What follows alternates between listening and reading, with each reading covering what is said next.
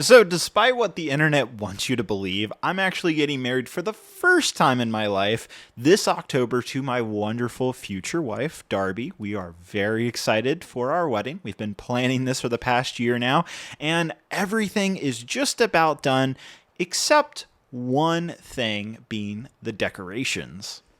So obviously, being who I am, I wanted to incorporate Lego into my wedding. So I reached out to my friends over at Lego and asked them if they'd want to send over some Lego flowers, perhaps, for the wedding to act as decorations. They replied asking, well, how many do you want? And I said, well, how many can I get? And a couple months later, come March early this year, I got the biggest shipment ever of 300 Lego flower sets. So you're probably wondering, what on earth do I need that many Lego flower sets for? Well, I'm going to build a Lego flower wall. This will be one of the centerpieces at my wedding, and this is something I've been working on for months now. Not only that, but I'll have decorations on the table, down the aisle, all of that will be built. But obviously, 300 Lego flower sets would take me probably months to build if just myself was doing it. And so I needed to figure out a more efficient way to do so. And before you guys go crazy in the comments, I'm giving away a majority of these sets, probably 95% of them. They're going to my guests at the wedding, but also to you guys. That's right, I'm going to be giving away free Lego flower sets. I'll explain that here in a few minutes. So sit back and relax and watch me struggle on this adventure of building a flower wall and making this all happen.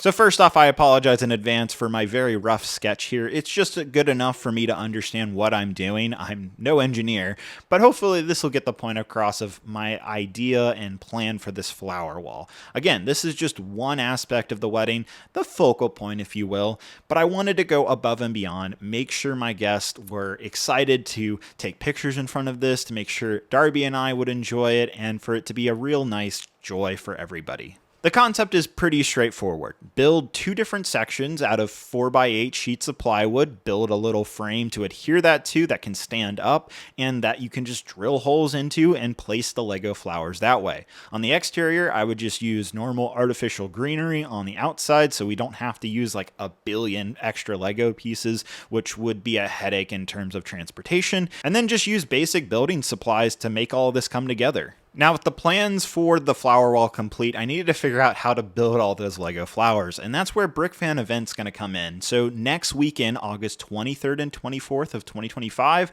I'm headed down to Atlanta, Georgia, where I'll be putting on a live activity build with you guys, where we're all together going to be building these Lego flowers. I'll be placing them on the flower wall as the weekend goes on. Now, throughout the weekend, for every person who builds a Lego flower, you'll get a raffle ticket into free Lego flower sets that I'll be raffling off every 30 minutes, so your chances of winning are pretty high.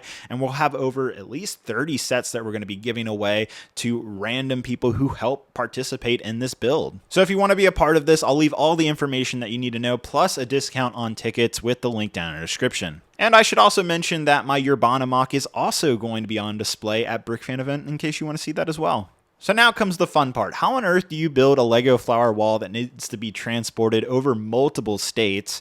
That's a problem in itself. But then how do you make it structurally sound so it's not going to fall on anybody? Well, it starts with some pretty basic supplies. I bought 2 sheets of 4x8 utility panel plywood. This is very thin stuff, as well as 10 2x4 by 8 foot long boards.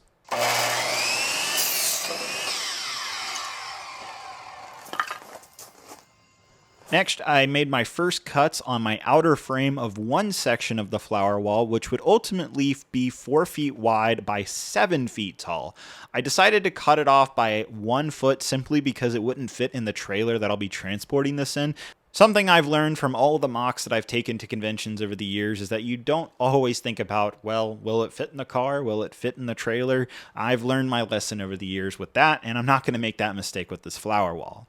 Next, in terms of putting all these wood beams together. I'm just utilizing some normal construction screws. These are meant for wood, and you can see that they have a little star bit here on the end instead of a Phillips head. It comes with a bit that you can use a torque driver for, and all of this comes together pretty seamlessly. I pre-drilled some of the screws in on the sides so that way you don't chance it like going sideways, especially when you're at this angle. So this was the way to do it. I had my dad help. I was actually at his house in his garage building this because I simply did not have room in my own basement to put something this big together. Overall, this whole first assembly went very smooth. Now, this is just one of two sections I would ultimately put together. Now, to make the frame a little bit stronger, I decided to add some braces to each corner. So I just took this 8-foot long 2x4 and literally just marked out 1 foot at a time, making 8 braces, which is perfect because I'll need 4 for one section, 4 for the other section. Then I would just go over to my circular saw and cut out 45-degree angles on both sides, flipping one over the other.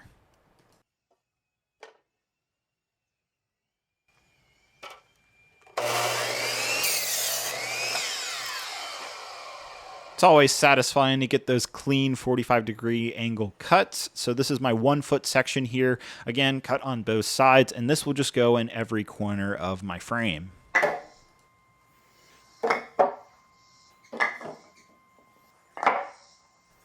Next, I would just use those 2.5-inch construction screws, the same ones I used on the outer frame for these braces as well. This would be done at a 45-degree angle. Something that I learned that is if you're ever screwing in sideways, it's best to start the screw straight on, just a tiny bit, drill it in there, and then unscrew it, readjust to the angle that you're trying to attach the screw to, and go from there. That way the screw won't strip off the side or accidentally hurt yourself at the same time. Now, while the braces were probably enough, I ultimately would put a middle brace, that just a straight 2x4 through the middle of this section later on. I didn't get it on camera, but it's a simple cut that you just plop right in the middle. Next were the legs of the flower wall. Simply, it's just 3 feet by 2 feet, 2 sections of wood just put together like so in a T shape. I would make 2 copies of this, and ultimately, while you could maybe get away with this, I wanted to make something very structurally sound. Again, people are going to be in front of this flower wall. I did not want to take any chances of this falling on anybody, especially if it is outside and there's any type of wind. So ultimately, I made a little truss shape here just by cutting out some more 2x4s at some angles. Use a circular saw as well as a miter saw to achieve both of these angles like so. And this would complete the framing for the flower wall. The next process was adhering the 2 walls together. Now, they needed to be transportable, so that means they're 2 separate sections, but that also means that they need to be assembled and deassembled on the same day. Now, the easiest way to do this was to simply drill holes in between the 2 sections and attach them with bolts instead of using wood screws. To make this work, I would use some clamps to adhere the 2 sections together so they wouldn't move as I was drilling the holes between the 2 beams. Then I picked up some drill bits specifically for this project, so I'm using a 5/8 drill bit because my bolt that I'll be utilizing is 1/2 inch size. And thankfully this bit would be just long enough to get through 2 2x4 studs without any issues. I did drill it on both sides just to make sure I had a nice clean cut there. And overall, this was a very easy process. Didn't take too much work. I will say you need to be a little forceful with the drill, and I probably also didn't have my drill on the right speed setting. That was my fault. Again, a little bit of a rookie mistake. I don't do all that much woodwork, so this is all just new to me basically. Now, while I could get away with maybe 2 holes drilled and 2 bolts for the 2 sections, I did not want to chance it, so I ultimately did 4 holes, 4 bolts on these 2 sections. And I would put a washer on both sides and then lock it together with a nut. And then to tighten it, I would just use an adjustable wrench as well as a socket, and this worked perfectly. I did this for all 4 bolts to make sure they're nice and tight. We don't want any chance of this coming apart on someone. And that someone being me. I don't want to go to the hospital over this. Now, with all the bolts tightened, I did a nice thorough pick it up and check it, and it looked pretty stable to me. So with the eye check, I am ready to proceed and continue putting on the next bit of this flower wall, which is going to be the actual utility panels. This is, again, a very thin sheet of plywood. Some might not even call this plywood, but it works very well. The reason why I use this material is simply because of its lightweightness. It did not need to be super thick. I just adhere this utilizing 1.5-inch drywall screws. So I did not use the same construction screws that I was using to put the 2x4s together. This is a different screw, and this worked just fine. And yeah, by the way, those drips on the plywood, that's from my sweat. I was working in 92-degree heat. Thanks, Virginia. It was not fun, but I did it anyways because this project needed to be done. After this first section was complete, I would literally just copy and paste exactly what I would do on the other side. So this was pretty simple to do. It just took time, especially in this heat. It felt like every minute was an hour. Next was the artificial greenery. Now, this is important. I ultimately did not use a Lego material simply because, one, it would be very costly, and two, this is exactly what I needed, and I'll explain why later. This artificial greenery is something I just picked up on eBay for like $50 for a pack of 12 of these 20-inch by 20-inch panels, and this worked perfectly because I could just staple this on to the plywood. Now, the staples I was using here are just 3/8-inch staples that would just go right into the utility panel plywood, and because they're giant squares, which is kind of ironically funny given that this is a Lego flower wall, that it's also in kind of brick shaped form, it would just easily go onto the panel and line up to the two sections that I had here. And it was also important not to cross the artificial greenery over the two sections because obviously this will need to come apart shortly for transportation purposes.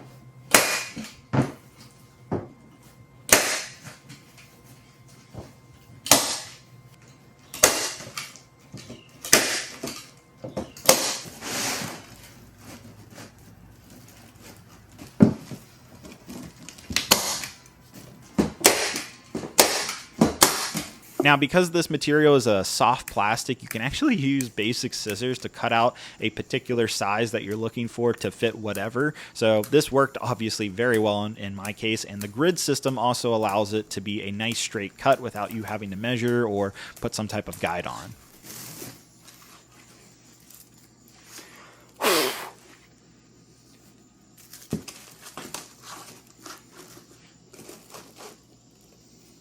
Now, as I was stapling the artificial greenery together, I quickly realized I wouldn't be able to get to the middle section simply because I couldn't get a good reach to where I would need a staple on that greenery, so I would wait until we flipped the wall up vertically before placing that. The next thing that needed to be done is cutting off the excess plywood off the top of this flower wall. So I did leave a little bit of a gap, I think about a 2-inch lip on the very top. That'll make more sense when we're placing the flower walls, which I'll explain in part 2 of this video.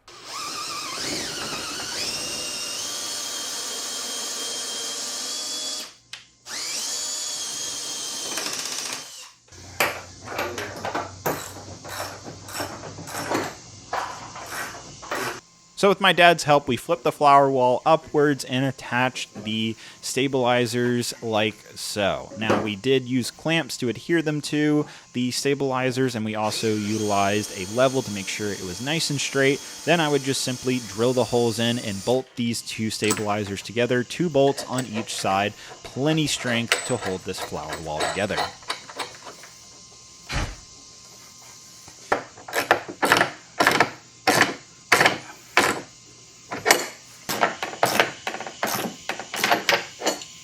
With the legs or stabilizers attached to the flower wall, it was starting to finally come together.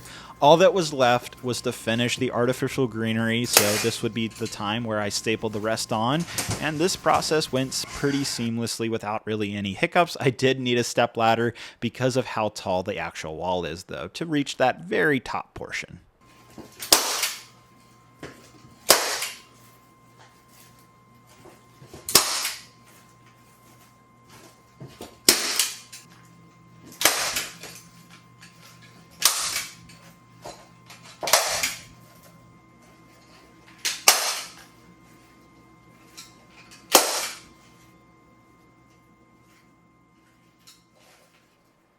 So finally, this is complete, at least to this point where, yes, I can put Lego flowers on it. How am I going to do that? I'll show here in a second. But man, this was a lot more work than I was expecting. I would consider this to be like a weekend project, especially if you had someone helping you. This would be a lot easier. Doing this solo, while my dad did help every now and again, was a lot more work than I was expecting.